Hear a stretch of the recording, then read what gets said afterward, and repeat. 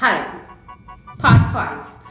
මම කරා මගේ කලින් වීඩියෝස් ඔයා බැලුවේ නැත්නම් ගිහින් බලන්න part 1 2 3 4 IELTS PT හරියටම මම components හතර වෙනම මේ examinations දෙක compare කරන ගමන් ඉන්නේ. එතකොට ඔයාට පුළුවන් මම මොකද්ද හරියටම තෝරගන්න ඕනේ කියන එක select කරගන්න. right. දැන් කතා කරන්නේ listening component එක ගැන. IELTS listening component එක. I think, personal my opinion, this is the most easiest in your IELTS examination. Easiest component in your IELTS. මොකද මේ කොට spellings issues තියෙනවා නම් ඔන්න ඉතින් අමාරුයි. හැබැයි මේක තමයි මම නම් IELTS වල කැමතිම component එක. මොකද මේකෙන් ඔයාලට හොඳ ලකුණක් ගන්න පුළුවන්. Speaking component එකත් if you can speak nicely, yes of course it's easy. But IELTS එකේ අනිත් components උනත් එක බලද්දි this is easy. මේකේ questions 40ක් එනවා, parts 4ක් තියෙනවා. IELTS එකේ first section එක තමයි easiest. එන්න paper එක පොඩ්ඩක් අමාරු වෙනවා. එතකොට මේකේ ඔයාට දෙයක් අහන් ඉඳලා, හරි? දෙයක් අහන් ඉඳලා alright ඔයාගේ question එක තියෙන්නේ මොන කලයකද ඇඳගෙන ඉන්නේ ඒ boy මොන කලයකද ඇඳගෙන ඉන්නේ. එතකොට මොන t-shirt කලයකද.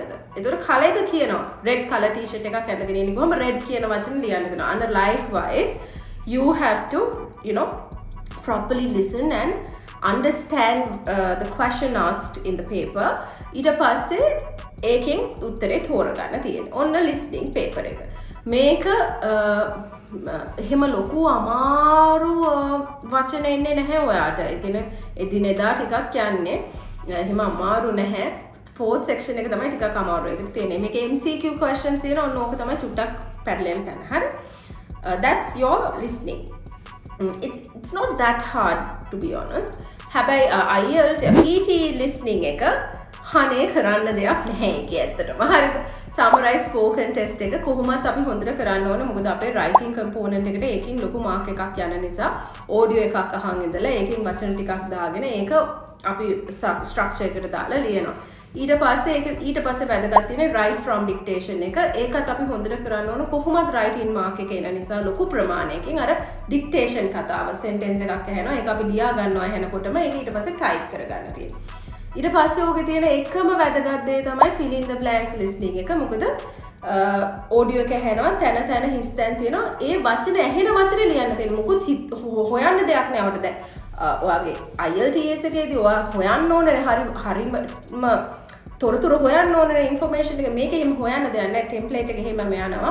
ඒක මොකට audio එක ඇහෙනවා. මේ මැද හිස් තැනක් තියෙනවා. ඇහෙන වචන ලියන්න තියෙනවා. හැබැයි spellings ඕනේ. So අන්න ඒ වගේ දේවල්ට ඉතුරු ටික listening එකේ වැඩක් නෑ. එක ලකුණු දෙක ගන්න යන ටිකක් තියෙන්නේ. listening එකේ වැඩිම ලකුණු ටික ඔයාට එන්නේ speaking component එකේ. මම කියවනේ මේක linked කියලා scoring system එක. ඉතින් එතකොට speaking එකෙන් තමයි ගොඩක්ම listening marks එන්නේ. ඔච්චරයි listening. අන්න ඒක නිසා ඉතින් listening lazy PT examination එකේ. So if you again ask me, okay, දැන් එතකොට මම IELTS එකේ listening ද lazy, PT එකේ definitely PT listening lazy. හරිද? PT listening lazy. ඉතින් ඔන්න ඔහොම තමයි හරියටම components 4 මම ඔයාට parts 5කට කියලා දුන්නා. ඔයා හිතන්න ඔයා මොකටද හොඳම කියන එක. ඊට පස්සේ මම වීඩියෝ එකක් කරන්නම් platform එක ගැන කියලා. right?